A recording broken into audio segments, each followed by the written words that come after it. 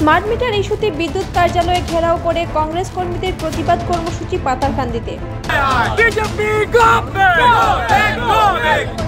ভারতীয় জাতীয় কংগ্রেসের পাথারকান্দি ব্লক কমিটির ডাকে পাথারকান্দি এপিডিসিএল কার্যালয়ে ঘেরাও কার্যসূচি পালন করা হয়। আজ আন্দোলনে হাতে হাতে প্লেকার্ড নিয়ে মুখ্যমন্ত্রী মুর্দাবাদ, বিজেপি সরকার মুর্দাবাদ ধ্বনিতে মুখরিত করে তোলেন।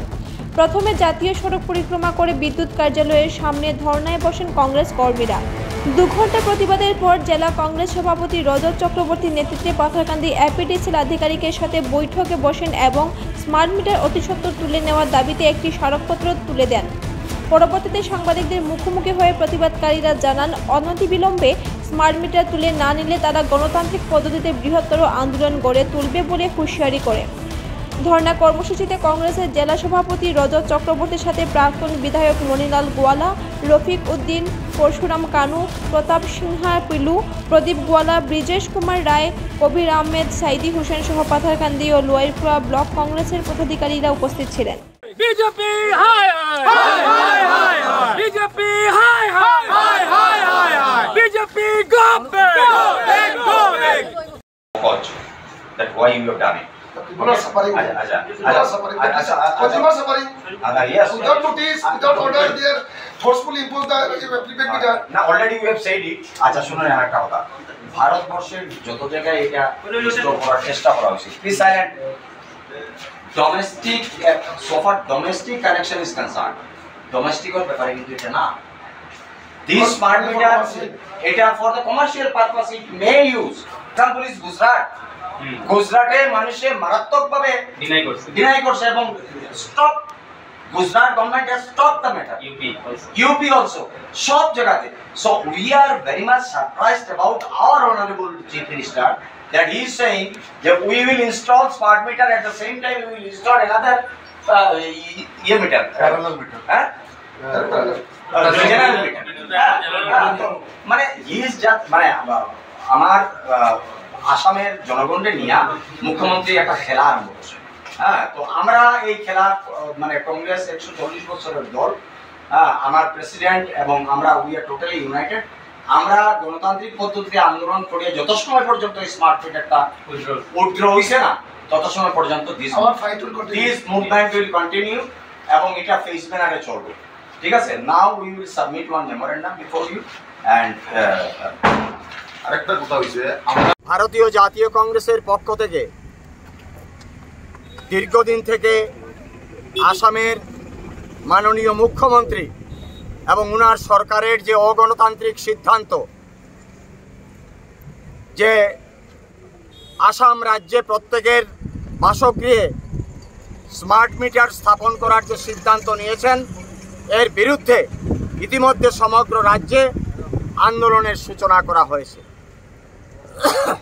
করিমগঞ্জে আমরা বদরপুরে সিইও অফিসের সামনে আমরা ধর্ণা দিয়েছি, নিলামবাজারে আমরা এপিডিসিএল এ ধর্ণা দিয়েছি, দুর্লভচড়ায় আমরা আমাদের ধর্ণা হয়েছে এবং তারই সঙ্গে সঙ্গতি রেখে আজকে পাথারকান্দি এবং লোয়ারপুরা ব্লক কংগ্রেসের যৌথ উদ্যোগে আজকে পাথারকান্দিতে এপিডিসিএল অফিসে আমরা আমাদের প্রতিবাদ সাব্যস্ত করতে এখানে উপস্থিত হয়েছি। আপনারা জানেন যে স্মার্ট মিটার ইতিমধ্যে এটা প্রমাণিত হয়েছে যে আগে যদি আমাদের বিল 100 টাকা আসতো, স্মার্ট মিটার লাগানোর পর সেই বিল 1000 টাকা আসছে। আগে যদি 1000 টাকা আসতো, স্মার্ট মিটার লাগানোর পর এই বিল আসছে 4000 টাকা। তো এই যে আমরা জানি ডাকাতি, রাত্রেবেলা ডাকাত করে, কিন্তু মাননীয় মুখ্যমন্ত্রীর নির্দেশ কর্মে অফিসিয়াল ডাকাতি যেটা আসামে চলছে, আমরা এই প্রথম দেখলাম গণতান্ত্রিক দেশে। ভারতবর্ষের প্রত্যেকটি রাজ্যে এই স্মার্ট মিটার ইনস্টল করা, উইথড্র করা হয়েছে, বাতিল করা হয়েছে। গুজরাটের মতো জায়গায়, যেখানে প্রধানমন্ত্রীর রাজ্য যেটা, যেখান থেকে উনি মুখ্যমন্ত্রী হয়েছেন 3 বার, সেই গুজরাটে এই স্মার্ট মিটার লাগানো বাতিল করা হয়েছে। কিন্তু আসামে, করিমগঞ্জে এবং সমস্ত আসাম রাজ্যে এখন পর্যন্ত এটা বাতিল করা হয়নি। মুখ্যমন্ত্রী জনগণকে নিয়ে খেলা করছেন, মুখ্যমন্ত্রী জনগণকে নিয়ে ভোট দিচ্ছেন।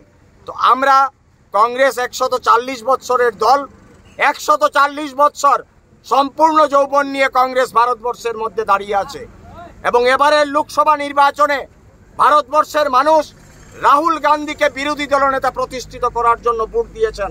এটা প্রমাণিত হয়েছে। নরেন্দ্র মোদীকে প্রধানমন্ত্রী বানানোর জন্য ভোট দেননি, এটা প্রমাণিত হয়েছে।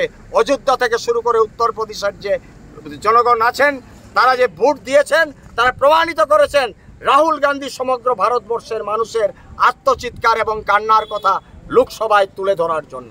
তাই রাহুল গান্ধীর নেতৃত্বে এই ভারতবর্ষে আসাম রাজ্যে করিমগঞ্জ জেলায় যদি জনগণের উপর অন্যায় করা হয়, অত্যাচার করা হয়, জনগণকে নির্যাতিত করা হয়, ভারতীয় জাতীয় কংগ্রেস ঘরে বসে থাকবে না, কোনোদিন থাকেনি। রবি ঠাকুর বলেছেন অন্যায় যে করে আর অন্যায় যে সহ্য করে, অন্যায় যে সহ্য করে তব ঘৃণা তার এই তৃণ সমদয়ে। আমরা রবি ঠাকুরের সেই যুক্তিকে কেন্দ্র করে ভারতীয় জাতীয় কংগ্রেস 140 বৎসর থেকে দাঁড়িয়ে আছে এই ভারতবর্ষের বুকে। আমাদের করিমগঞ্জ জেলা কংগ্রেসের সভাপতি রজতবাবু কিছু কথা বলেছেন, আমি তার সঙ্গে কিছুটা সংযোজন করতে চাই। এই যে বর্তমান সরকার ক্ষমতায় আসবার পর থেকে কেবল ঘোটালা আর ঘোটালা, একটার পর একটা। আপনারা দেখেছেন নোটবন্দি কী লাভ হয়েছে বলুন তো? আপনারা তো প্রেসম্যান প্রশ্ন করবেন কী লাভ হয়েছে? 2 লক্ষ চাকরি, 2 কোটি চাকরি বছরে হয়েছে, এটাও হয় নাই। তারপর যতটা কথা বলেছেন কোনোটাই হয় নাই। এই একদম রিসেন্টলি এই এখনো চলছে 2220 কোটি টাকার কেলেঙ্কারি হয়ে গেল। চুমি বরা, হ্যাঁ, আর কি বিশাল এদের নেতৃত্বে। পুলিশ কোথায় ছিল? প্রশাসন কোথায় ছিল? একদিনে তো হয় নাই, আর 10 বছর 15 বছর ধরে চলতে চলতে এটা এইভাবে অবস্থায় গিয়েছে। এতদিন গভর্নমেন্ট কি করেছে? অতএব তার পিছনে কিছু রহস্য আছে। এই যে স্মার্ট মিটার অন্য প্রদেশে লাগছে না, এখানে জোর করে লাগানো হচ্ছে। কেন জানেন?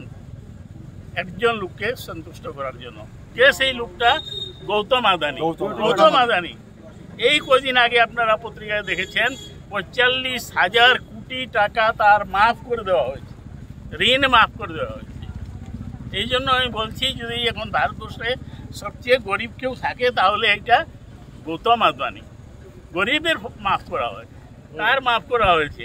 এবং চিন্তা করুন আপনারা, এই সরকারটা কার? সাধারণ মানুষ, গরিব মানুষের না, যারা শোষণ করে তার। এই কথাগুলা আপনারা প্রসের মানুষ, আপনাদেরকে অনুরোধ করছি আপনারা ভালো করে প্রকাশ করুন, জনমত সৃষ্টি করুন। এই সরকার চলতে হবে। এই সরকারকে না করলে সাম্প্রদায়িকতা থাকবে, দ্রব্যমূল্য বৃদ্ধি পাবে, মানুষের শান্তি শৃঙ্খলা থাকবে না। ধন্যবাদ।